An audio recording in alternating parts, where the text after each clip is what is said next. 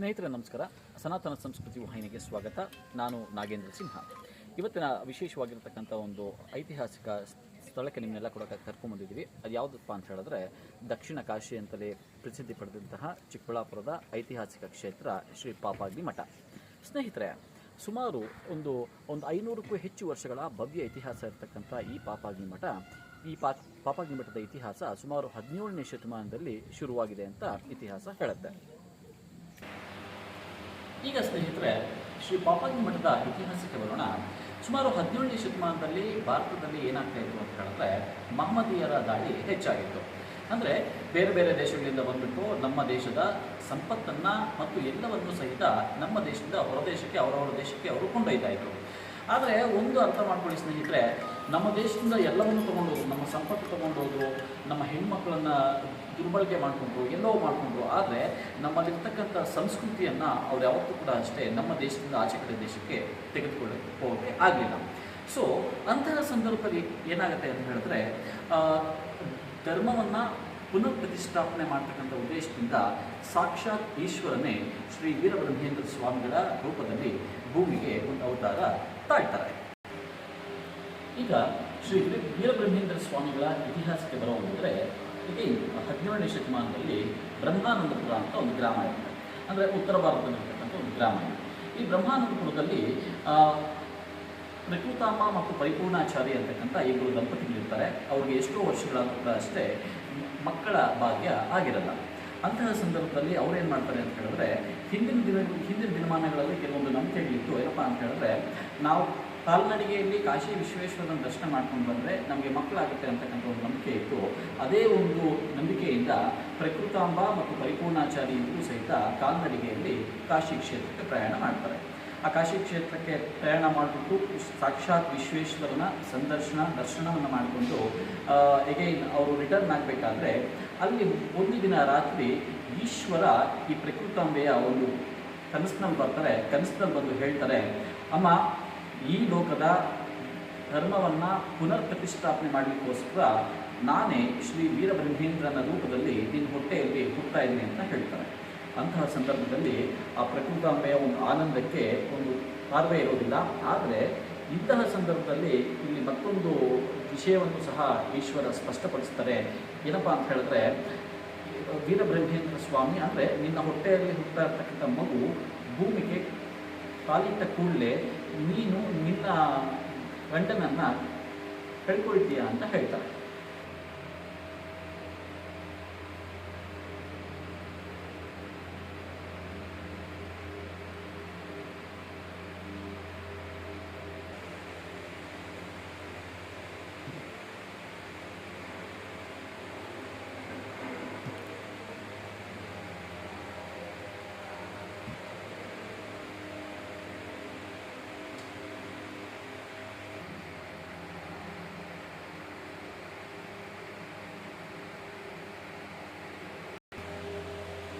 So ಇಂತಹ ಸಂದರ್ಭದಲ್ಲಿ ಅವರ ಕನಸಿನಲ್ಲಿ ಬಂದಿರತಕ್ಕಂಥ ಅಶರೀರವಾಣಿಯನ್ನು ಕೇಳಿಸ್ಕೊಂಡು ಅವ್ರಿಗೆ ಎರಡು ಥರವಾಗಿರ್ತಕ್ಕಂಥ ಒಂದು ಭಾವನೆಗಳು ಮೂಡಿ ಬರುತ್ತೆ. ಒಂದೇನಪ್ಪ ಅಂತ ಹೇಳಿದ್ರೆ ಹೊಟ್ಟೆಯಲ್ಲಿ ಮಗು ಆಗ್ತಾ ಇದೆ ಅಂತಕ್ಕಂಥ ಸಂತೋಷ, ಮತ್ತೊಂದೇನಪ್ಪ ಅಂತ ಹೇಳಿದ್ರೆ ಮಗು ಭೂಮಿಗೆ ಅವತಾರ ಮಾಡಿದ ನಂತರ ತನ್ನ ಗಂಡನನ್ನು ಕಳ್ಕೊಳ್ತಕ್ಕಂಥ ಒಂದು ಅಸಹನೆ ಅವರಲ್ಲಿ ಮೂಡಿ ಬರುತ್ತೆ ಸ್ನೇಹಿತರೆ.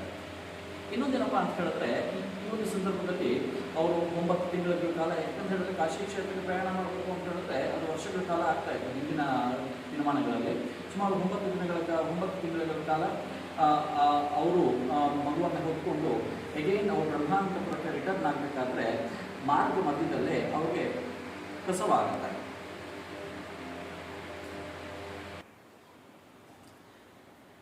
ಪ್ರಕೃತಾಂಬ ಕಾಶಿಯಿಂದ ಬರಬೇಕಾದ್ರೆ ಮಾರ್ಗ ಮಧ್ಯದಲ್ಲಿ ಬ್ರಹ್ಮಾನಂದಪುರಕ್ಕೆ ಬರಬೇಕಾದ್ರೆ ಮಾರ್ಗ ಮಧ್ಯದಲ್ಲಿ ಶ್ರೀ ವೀರಬ್ರಹ್ಮೇಂದ್ರ ಸ್ವಾಮಿಯವರಿಗೆ ಜನ್ಮ ನೀಡ್ತಾರೆ. ಅವರ ಅಶರೀರವಾಣಿ ಗೊತ್ತಿರುತ್ತೆ. ಆ ಸ್ವಾಮಿಯ ಜನ್ಮವಾದ ನಂತರ ಏನಾಗುತ್ತೆ ಅಂತ ಹೇಳಿದ್ರೆ ಅವರ ಹಸ್ಬೆಂಡು ಇಹಲೋಕವನ್ನು ತ್ಯಜಿಸ್ತಾರೆ. ಅವ್ರಿಗೇನಾಗುತ್ತೆ ಅಂತ ಹೇಳಿದ್ರೆ ಪ್ರಕೃತಾಂಬಗೆ ಈ ವಿರಹವನ್ನು ತಾಳಲಾರದೆ ಅವರು ಕೂಡ ಅಷ್ಟೇ ಪಕ್ಕದಲ್ಲಿ ಹರಿತಾ ಇರ್ತಕ್ಕಂಥ ನದಿಯಲ್ಲಿ ದುಃಖಿ ಆತ್ಮಹತ್ಯೆಯನ್ನು ಮಾಡ್ಕೊಳ್ತಾರೆ. ಈ ಸಂದರ್ಭದಲ್ಲಿ ಏನಾಗುತ್ತೆ ಅಂತ ಹೇಳಿದ್ರೆ ಆಗ ತಾನೇ ಭೂಮಿಗೆ ಹುಟ್ಟಿದಂತಹ ಆ ಮಗು ಒಂದು ಅನಾಥವಾಗಿರುತ್ತೆ. ಆ ಮಗು ಅಳೋದನ್ನು ಕೇಳಿಬಿಟ್ಟು ಅಲ್ಲಿ ಸುತ್ತಮುತ್ತಲು ಎಲ್ಲ ಕೂಡ ಅಷ್ಟೇ ಜನ ಬಂದ್ಬಿಟ್ಟು ಆ ಮಗುವನ್ನ ಪಕ್ಕದಲ್ಲೇ ಇರ್ತಕ್ಕಂಥ ಅತ್ರಿ ಮುನಿಗಳ ಆಶ್ರಮಕ್ಕೆ ಸೇರಿಸ್ತಾರೆ ಸ್ನೇಹಿತರೆ. ನಂತರ ಅತ್ರಿ ಮುನಿಗಳಿಗೂ ಸಹ ಒಂದು ಅಶರೀರವಾಣಿ ಆಗಿರುತ್ತೆ. ಈ ಮಗುವನ್ನ ನಿನ್ನಲ್ಲೇ ಸ್ವಲ್ಪ ದಿನಗಳ ಮಟ್ಟಿಗೆ ಇಟ್ಕೊಂಡು ನಂತರ ಒಬ್ಬ ದಂಪತಿಗಳು ಮಕ್ಕಳ ಉದ್ದೇಶಕ್ಕೋಸ್ಕರ ಬರ್ತಾರೆ, ಅವರಿಗೆ ಈ ಮಗುವನ್ನ ಕೊಡುವಂತೆ ಅತ್ರಿ ಮುನಿಗಳು ಸಹ ಒಂದು ಅಶರೀರವಾಣಿ ಆಗಿರುತ್ತೆ. ಇಲ್ಲಿಗೆ ಆ ಬ್ರಹ್ಮಾನಂದಪುರದ ಇತಿಹಾಸ ಮುಗಿಯುತ್ತೆ ಸ್ನೇಹಿತರೆ. ಅಲ್ಲೇನಾಗುತ್ತೆ ಅಂತ ಹೇಳಿದ್ರೆ, ವೀರಬ್ರಹ್ಮೇಂದ್ರ ಸ್ವಾಮಿಯ ಹುಟ್ಟಿದ ನಂತರ ಅವ್ರ ತಂದೆ ತಾಯಿ ಇಬ್ಬರು ಸಹ ಇಹಲೋಕವನ್ನ ಒಂದು ತ್ಯಜಿಸ್ತಾರೆ. ಇಂತಹ ಸಂದರ್ಭದಲ್ಲಿ ಆ ಬಾಲ ಬ್ರಹ್ಮೇಂದ್ರ ಸ್ವಾಮಿ ಅತ್ರಿ ಮುನಿಗಳ ಆಶ್ರಮದಲ್ಲಿ ಆಶ್ರಯವನ್ನು ಪಡೆದಿರ್ತಾರೆ. ಸ್ನೇಹಿತರೆ, ಚಿಕ್ಕಬಳ್ಳಾಪುರದಲ್ಲಿ ಸುಮಾರು ವರ್ಷಗಳ ಬಗ್ಗೆ ಇತಿಹಾಸ ಇರತಕ್ಕಂಥ ಈ ಪಾಪಾಗ್ನಿ ಮಠ ಇರುತ್ತೆ. ಈ ಪಾಪಾಗ್ನಿ ಮಠದ ಒಂದು ಅಧ್ಯಕ್ಷತೆಯನ್ನ ಶ್ರೀ ವೀರಭೋಜಾಚಾರ್ಯರು ನೋಡ್ಕೊಳ್ತಾ ಇರ್ತಾರೆ. ಇವರ ಶ್ರೀಮತಿ ಪಾಪಮಾಂಬ ಆಗಿರ್ತಾರೆ. ಇವ್ರಿಗೂ ಸಹ ಏನಾಗಿರುತ್ತೆ ಅಂತ ಹೇಳಿದ್ರೆ, ಮದುವೆಯಾಗಿ ಹಲವಾರು ವರ್ಷಗಳಾದ್ರೂ ಸಹ ಮಕ್ಕಳ ಭಾಗ್ಯ ಇರೋದಿಲ್ಲ.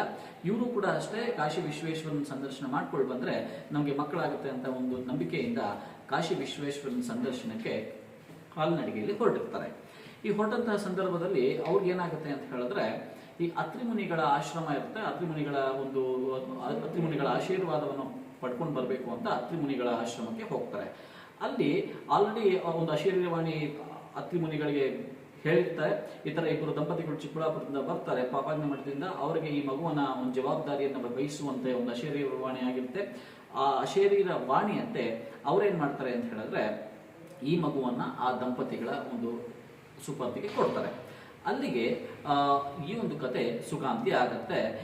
ಇನ್ನ ಮುಂದೆ ವೀರಭೋಜಾಚಾರ್ಯ ಮತ್ತು ಪಾಪಮಾಂಬನ ಒಂದು ಸಾಕು ಮಗುವಾಗಿ ವೀರಬ್ರಹ್ಮೇಂದ್ರ ಸ್ವಾಮಿಗಳು ಸುಮಾರು 14 ವರ್ಷಗಳ ಕಾಲ ಇದೇ ಒಂದು ಪಾಪಾಗ್ನಿ ಮಠದಲ್ಲಿ ಇರ್ತಾರೆ ಅಂತ ಇತಿಹಾಸ ಹೇಳುತ್ತೆ ಸ್ನೇಹಿತರೆ. ನಂತರ ಏನಾಗುತ್ತೆ ಅಂತ ಹೇಳಿದ್ರೆ, ತುಂಬಾ ಅಂದ್ರೆ ಒಂದು ಮಗುವಿಗೋಸ್ಕರ ಬಂದ್ಬಿಟ್ಟು ಅಲ್ಲೇ ಒಂದು ಮಗುವಿನ ಒಂದು ಈಶ್ವರನ ಪ್ರಸಾದದಂತೆ ಮಗು ಸಿಗುತ್ತೆ. ಆ ಮಗುವನ್ನ ತೆಗೆದುಕೊಂಡು ಹೋಗಿ ಶ್ರೀ ಕಾಶಿ ವಿಶ್ವೇಶ್ವರನ ಸಂದರ್ಶನ ಮಾಡ್ಕೊಂಡು ಬರ್ತಾರೆ.